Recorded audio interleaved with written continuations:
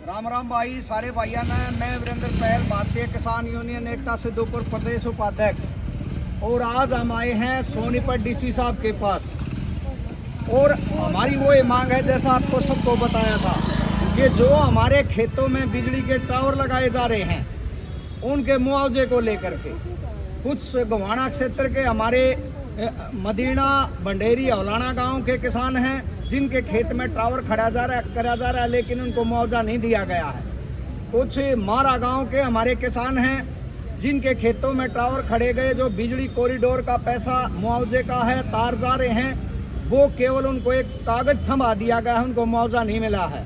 तो मैं आपको बता देना चाहता हूं कि बिजली कंपनी और सोनीपत प्रशासन मिलकर के किस तरह मुख्यमंत्री जी की खिलिया उड़ाने का काम कर रही है, और जो हमारी पावर मिनिस्ट्री है उसकी गाइडलाइन को ठेंगा दिखाने का काम कर रही है।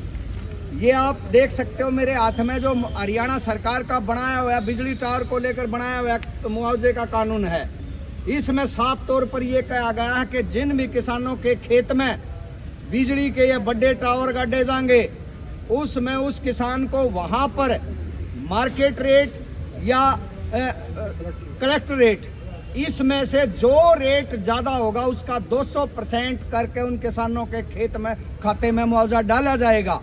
लेकिन इन सब हिदायतों के बाद, कानून के बाद भी मुख्यमंत्री का इस तरह बेशरम यहाँ कंपनी वाले जो मजाक बना रहे हैं, वो हमने सहन नहीं होया।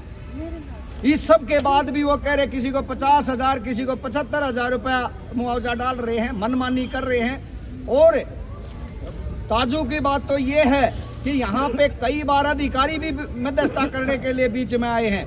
मारा गांव के जो डॉक्यूमेंट हमने दिखाए हैं, यहाँ पर जो कॉरिडोर का मतलब तार का मामला है, जिस किसानों के खेत में तार गए, वहाँ एसडीएम साहब भी, सोनीपत एसडीएम बीच में थे, और ये उनको ड्राफ्ट बना करके दिए गए हैं। और तय हुआ था कि जो किसानों का मुआवजा है, तय करने के बाद, कमेंट करने के बाद लिखित में दिया गया था कि 15 दिन के बाद कंपनी उनके खाते में डाल देगी। और अगर 15 दिन तक कंपनी उनके खाते में पैसा नहीं डालेगी तो एसडीएम साहब ने ये कहा था कि मैं खुद अपनी जेब से उनको पैसे डालूंगा।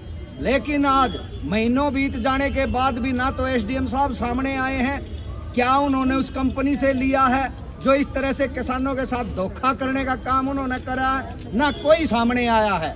लेकिन अभी डीसी साहब से मिलेंगे, अगर इन किसानों को इनका हक और अधिकार इन बनाए हुए कानूनों के तहत दिया गया तो ठीक, नहीं तो भारतीय किसान यूनियन सिद्धूपुर एकता अपने किसान भाइयों के हक और अधिकार के लिए मुख्यमंत्री की जो कानून की धज्जियां उड़ाई जा रही हैं, इस कानून को कितना सीरियस अधिकारी लेते हैं, मुख्यमंत्री लेते हैं, उसको देखने और जनाने के लिए किसी भी हद तक जाने के लिए तैयार है। हम बिल्कुल चुप नहीं बैठेंगे।